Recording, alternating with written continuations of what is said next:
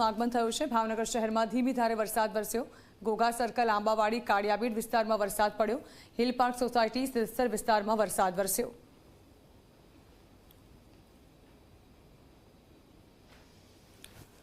તો ઠેર ઠેર વરસાદી માહોલ જોવા મળી રહ્યો છે, ત્યારે ભાવનગરમાં પણ વરસાદી માહોલ જોવા મળ્યો। ભાવનગરમાં વરસાદના આગમન સાથે જ શહેરમાં ધીમી ધારે વરસાદ પડ્યો હતો। અલગ અલગ વિસ્તારો જ્યાં વરસાદે મહેર વરસાવી હતી, જેમાં ઘોઘા સર્કલ, આંબાવાડી, કાળિયાબીડ વિસ્તારમાં વરસાદ ખાબક્યો। આ અંગે વધુ માહિતી સંવાદદાતા નવનીત દલવાડી આપી રહ્યા છે।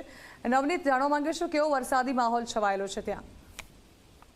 ચોક્કસ આજે છેલ્લા ઘણા દિવસોથી ભાવનગરની અંદર જે જિલ્લાની અંદર વરસાદ છે વરસી રહ્યો છે। ખાસ કરીને છેલ્લા 4 દિવસથી જેસર, ગારિયાધાર, પાલતાણા અને મહુવા સહિતના વિસ્તારો છે કે જ્યાં વરસાદ થયો હતો, પરંતુ ભાવનગરના ઘોઘા અને ભાવનગર શહેર સહિત તાલુકા વિસ્તારની અંદર વરસાદની જે ખેંચ રીતે જોઈએ તો વરસાદ થયો જ નહોતો, ત્યારે આજે પ્રથમવાર શહેરની અંદર વરસાદનું આગમન થયું છે। શહેરના Ghogha circle, Rupani, Kaliyabid, hill park society સહિત સિત્તર ગામની અંદર પણ વરસાદનું આગમન થયું છે।